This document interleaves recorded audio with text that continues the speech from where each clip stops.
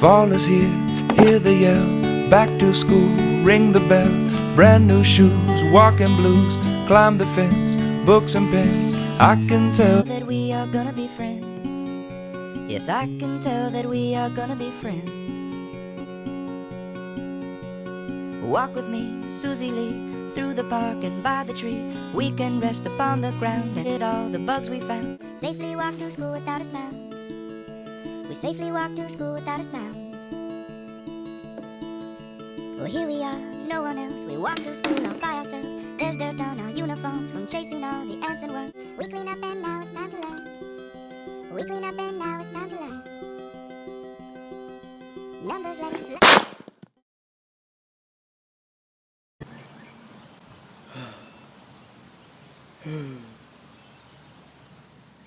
Hey, Lyle.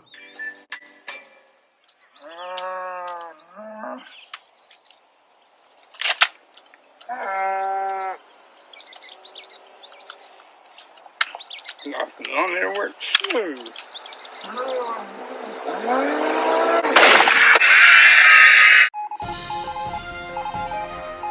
We take you now to Kermit the Frog with another fascinating news story.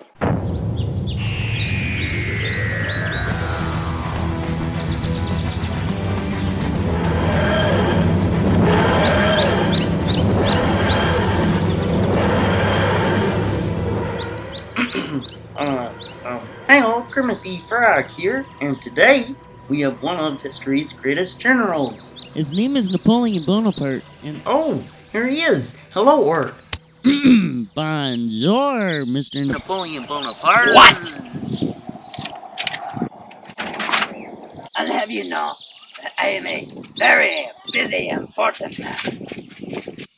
And being 5'2", he's a short one too. What was that? I will have you know that I am the General of France, and soon the Emperor of France. Oh, well, sorry, Sir Highness, whatever. I just came to ask you a few questions for the news. Oh, the paparazzi is here. What would you like to know? What inspired you to become a war hero and then a emperor? Well, you see, ever since I was a little boy, I played with my toys and pretended to be a war hero. The idea had always fascinated me. And then, when that dream came true, I thought, why not? I'll become emperor too. Oh, well, I'm glad you figured out what you wanted to do with your life at such a young age. Yes, I'm pretty awesome that way. Yes, well, I'll be back to ask you some more questions in about, 11 years. Ciao. Okay, bye-bye, Froggy. I won't miss you much. Bye. What a weirdo. Gee, that TARDIS thing's weird. Well, I think we're 11 years into the future, but I'm not so sure. Excuse me, Napoleon, but what year is it? What? Oh, it's the Froggy. Well, has it been 11 years already? And let me check. Ah, yes, it has. Well, what would you like to know about me now? Okay, so tell me, are you still the Emperor of France? Well, technically, yes. You see, this is my second time being the Emperor. After you left in 1804, I became the Emperor on May 18th, 1804. And right before you came a few months ago, I became Emperor again March 20th, 1815.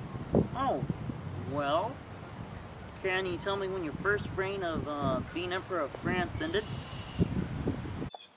My first reign ended April 11th, 1814. Okay, so you fought in many battles recently, yes? Yes, I won all of those battles. All of them? What about the Battle of Waterloo? And if I remember right, that one just happened too. Let's see. Can you, hey, can you help me out? Yeah, yeah, you just lost it on June 18th, 1815. Whoa! Yes, it's true. I did lose that one. Stop no more. Oh! Oh, well, I think that's all we're gonna get from Napoleon Bonaparte. Well, I hope you all learned something from that. Now we return you to your regularly scheduled program.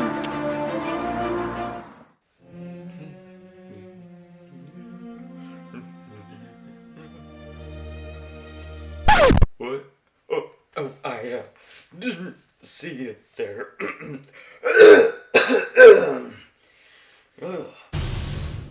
Hello. I am your dear Count Bob, and I am here to tell you about Napoleon Bonaparte. He was 5'2" although some researchers say he was actually about 5'7". It is a debatable topic, but they who say he is about 5'7" say that the 5'2" height idea is in French units. In American units, he is about 5'7". Also, the idea and the jokes of him being a super teeny tiny guy came mainly from his enemies either making fun of him or. Yeah, no, that's pretty much the easy way of saying it. Now, Napoleon was born on August 15th, 1769, and and and he died May 5th, 1821. He did some really good things, but he also did some really bad things as well. Some of the good things he did was, well, in 1804, Napoleon was a council member, but the council and the rules were very unorganized. Napoleon liked what America had done with making a constitution, so he went and wrote a constitution for France. His constitution helped straighten everything and keep it organized. It is called the Napoleonic Code. France still uses it today. Napoleon also made one of the biggest sales in history. He sold the most land anyone had ever sold at once, at one time, to one man. It was called the Louisiana Purchase. It doubled the size of the United States in one day. But Napoleon also did some very bad things.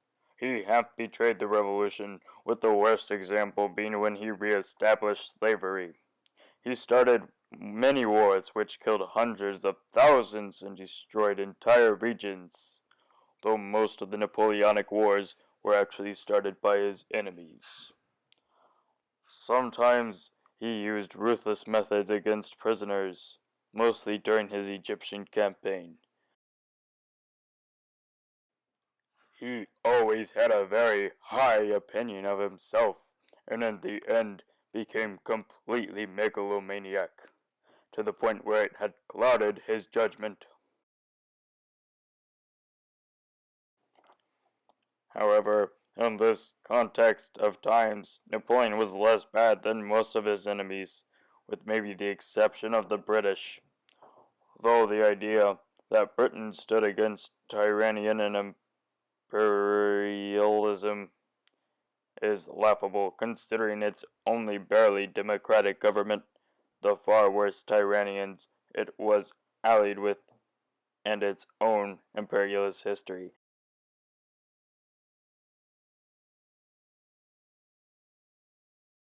After Robespierre, a well-known politician and lawyer, was sent to the guillotine, the National Convention of France gave up on making France into a country governed by all of its people. The revolution had removed the king and gotten rid of the aristocrats, but it had also thrown the country into bloody years of war, Instead, the National Convention made France into an oligarchy. All soldiers and all Frenchmen who owned a certain amount of land were allowed to vote for leaders. These leaders were put into two houses, like the American Senate and House of Representatives. In France, though, the houses were called the Council of Ancients and the Council of 500s. Together, the houses chose 5 men to belong to a committee called the Directory. The Directory's first job was to protect France from the country Austria, which had declared war on France during the Revolution. The Directory chose a general named Napoleon Bonaparte. Napoleon had earned a name for himself during the Revolution for taking orders from Robespierre to kill subjects loyal to the king, so Napoleon turned his cannons on the Frenchmen and guillotined the rest. When he got his orders from the Directory, Napoleon marched his army down into Italy. At the time, Italy was a whole collection of separate little states, and Austria controlled most of the northern part, the part close to France. But Napoleon's troops were sick of fighting. They were hungry, ragged, and their salaries hadn't been paid for months. But Napoleon was ready to whip up their fighting spirits. Napoleon said, Soldiers, you are hungry and naked, but we are going to rich towns where you will find honor, glory, and wealth. Be courageous, and you will have these things. Filled with visions of untold wealth, the soldiers followed Napoleon into battle and conquering the Austrians. Napoleon marched home in triumph. He was invited to parties and many feasts. He insisted he had only acted for the good of France and its government. But to his close friends he scoffed, I am but at the opening of my career.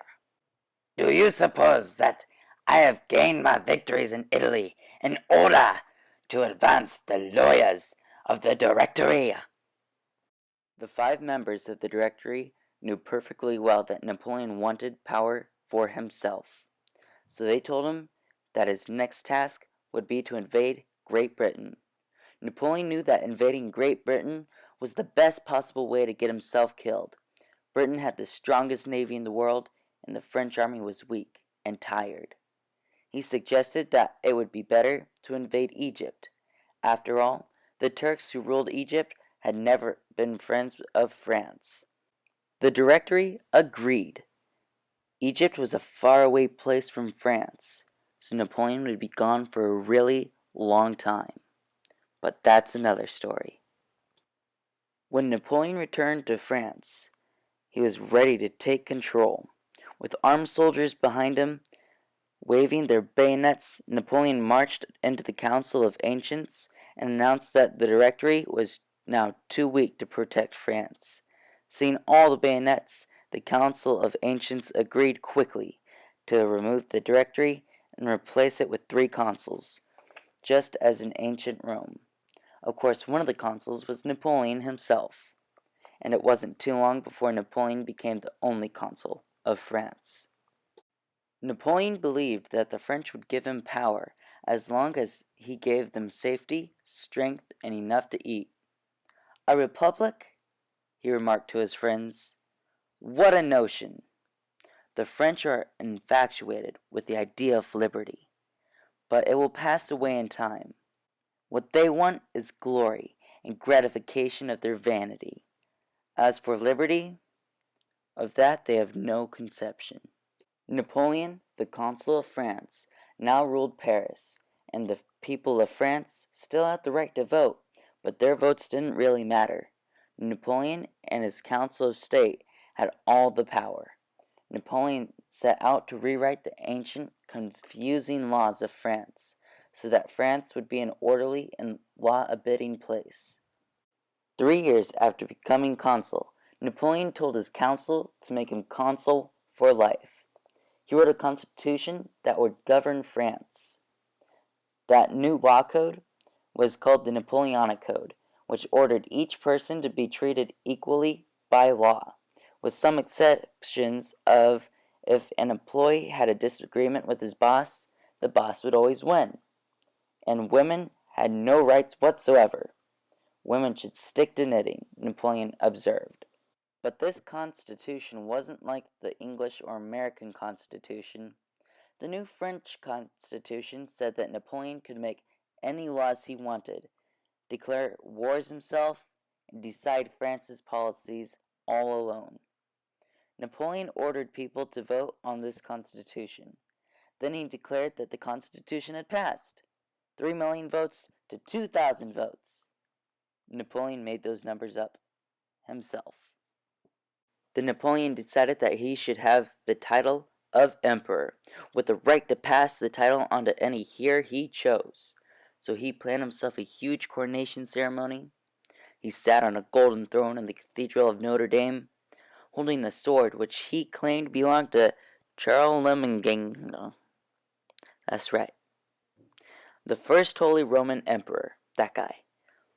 Then he took the golden crown of laurel leaves, put it on his own head, and proclaimed himself emperor. In the year 1814, Napoleon Bonaparte was sent to exile in the Mediterranean Sea on a small island called Elba. Napoleon, now called the Monster of Europe, would now spend the rest of his life on an island 7 miles wide, watching the sardine boats float by. On May 5th, 1821, 51-year-old Napoleon Bonaparte lay in bed.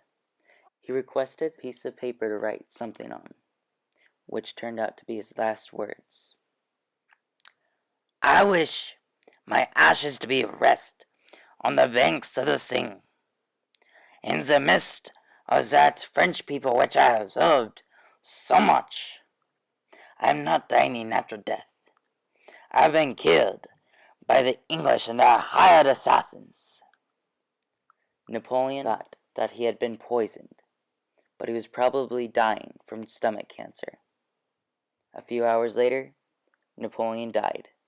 He was buried on the island, but his stone had no name. It merely read, "Here lies," as though the name Napoleon were too frightening to be spoken out loud.